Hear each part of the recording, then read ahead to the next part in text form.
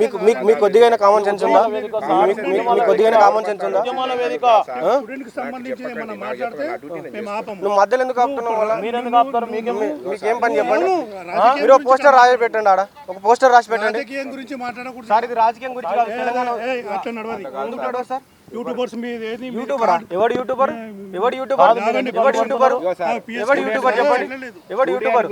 మీరు చేసిన over action అయింది, మీరు చేసిన పని అయింది. మీరు చెప్పండి.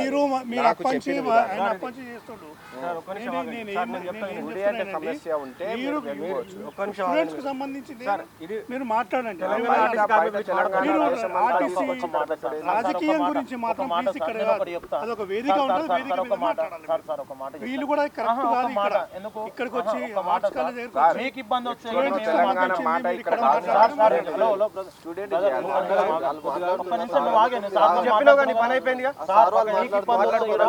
పోలీసులకు ఇబ్బంది వస్తాయి. ఇదే వేదిక కూడా మాట్లాడినాము, కనీసం మాట్లాడడానికి అవకాశం మీరు ఏ రాజ్యాంగంలో భారత రాజ్యాంగంలో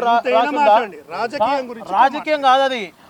శంకర్ గౌడ్ అనే కార్మికుడు చనిపోయిండు, ఆర్టీసీ రాజకీయం వెళ్ళాలి.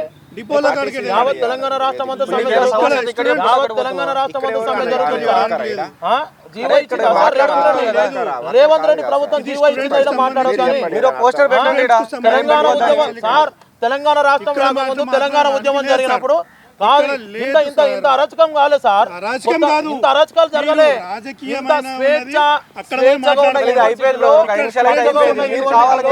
పోలీసులు ప్రైవేట్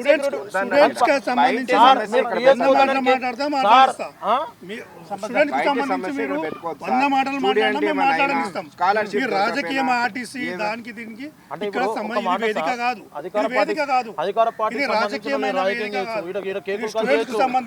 కేకులు కట్ చేసి రేవంత్ రెడ్డి గారు బొమ్మ పెట్టుకొని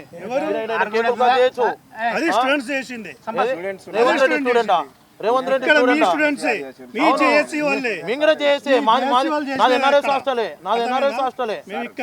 ఆర్టీసీ కార్మికుల గురించి మాట్లాడుతుంటే మీకేం అభ్యంతరం? సరే మేము ఒక దిష్టిబొమ్మ దానం చేయలేదు కదా. డిపో దగ్గరికి వెళ్ళి మాట్లాడండి. ఏ డిపో? ఇక్కడ విద్యార్థులుగా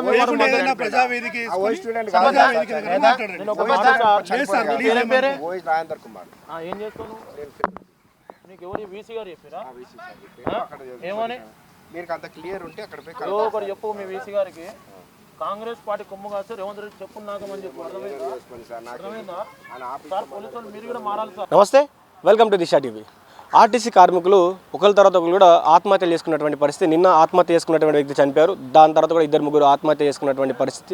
సమ్మె ఉధృతంగా కొనసాగుతూ ఉంది. సమ్మెను విరమించే పరిస్థితి లేదని కూడా ఆర్టీసీ కార్మికులు చెప్తా ఉన్నారు. ఇదే విషయంపై మనతో మాట్లాడడానికి తెలంగాణ ఉద్యమకారుడు సంపత్ గారు ఉన్నారు. వారితో మాట్లాడే ప్రయత్నం చేద్దాం. అన్న చెప్పండి, అసలు ఆర్టీసీ కార్మికుడు నిన్న శంకర్ గౌడ్ మృతి చెందడం జరిగింది. నిన్న ఆత్మహత్య చేసుకున్నాడు, సాయంత్రానికి చనిపోవడం జరిగింది. ఇంకా ఇద్దరు ముగ్గురు కూడా ఆత్మహత్య చేసుకున్నటువంటి పరిస్థితి. ఎట్లా చూస్తారు ఈ ఉద్యమాన్ని, లేకపోతే వాళ్ళు చేస్తున్నటువంటి పనులని? నిజంగా కూడా ఆర్టీసీ కార్మికులు ఆర్టీసీని ప్రభుత్వంలో విలీనం చేయాలని వాళ్ళ కోరిక అది. కానీ ఎందుకో ఈ ప్రభుత్వానికి కన్ను కనబడతలేవా, లేకపోతే రేవంత్ రెడ్డికి కన్ను కనబడతలేవా నాకు అర్థమవుతలేదు.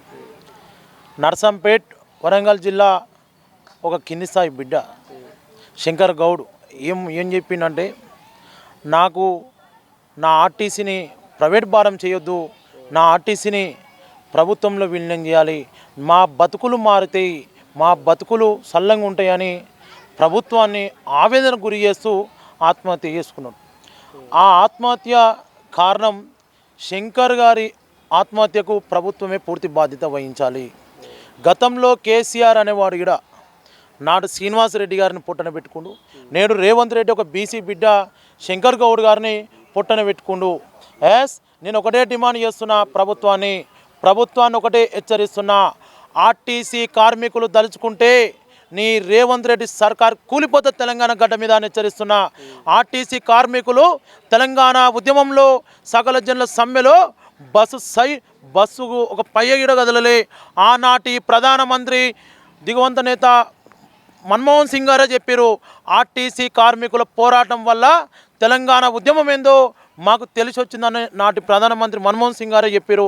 ఆ అంత కమిట్మెంట్గా పోరాటం చేసే వాళ్ళు ఎవరైనా ఉన్నారంటే కేవలం తెలంగాణ గడ్డ మీద ఆర్టీసీ కార్మికులు అని కూడా నేను తెలియజేస్తున్నా. నేను అడుగుతున్నా, దీనికి బాధ్యతగా ఉన్నట్టు పొన్నం ప్రభాకర్ గారిని హెచ్చరిస్తున్నా, అయ్యా నీ ఇంట్లో నీ కొడుకో నీ బిడ్డనో ఆర్టీసీ కార్మికుడు చనిపోతే నీకు ఇంట్లో ఎంత బాధ ఉంటుందో సదరు కుటుంబం కూడా అంతే బాధ్యత ఉన్నది, అంతే బాధగా బాధపడుతుంది. కానీ రేవంత్ రెడ్డి గారికి కళ్ళు కనబడతలేవు. కాంగ్రెస్ పార్టీ సర్కారుకి దీని మీద సోయి పోయింది. డబ్బుల మీద ఉన్న సోయి ఆర్టీసీ కార్మికుల మీద లేదని కూడా నేను అడుగుతున్నా. ఒక పక్క రేవంత్ రెడ్డి గారు రియల్ ఎస్టేట్ వ్యాపారం చేసుకుంటా కోకాపేట నుండి మొదలు పెడితే నానగ్రామ్ కూడా అంతా దోచుకుంటున్నట్టు దొంగ రేవంత్ రెడ్డి. కానీ ఆర్టీసీ కార్మికులేమో రోడ్డు మీద ఉండి ఉద్యమాలు చేస్తున్నారు, ప్రజా పోరాటం చేస్తుంటే ఇలా రేవంత్ రెడ్డికి కళ్ళు కనబడతలేవు అని కూడా నేను హెచ్చరిస్తున్నా. ఒకటే చెప్తున్నా, ఆర్టీసీ కార్మికులారా, మీ న్యాయమైన పోరాటానికి అన్ని విద్యార్థి సంఘాలు మద్దతు తెలుపుతాయి. తెలంగాణ రాష్ట్రం, తెలంగాణ ఉద్యమం ఏ విధంగా జరిగిందో ఆ ఉద్యమం మీరు మళ్ళీ చేయాల్సింది వచ్చిందంటే మీ బాధ, మీ సమస్యలు, మీ డిమాండ్లు ఏందో తెలంగాణ సమాజానికి ఇలా తెలిసి వస్తున్నాయని కూడా నేను తెలియజేస్తున్నా. ఒకటే చెప్తున్నా, ఆర్టీసీ కార్మికులారా, దయచేసి ఎవరు ఆత్మహత్యలు చేసుకోకండి. ఆత్మహత్యల వల్ల మన కుటుంబాలు ఆగమైతే తప్ప మన సమస్యలు పరిష్కారం కాదు.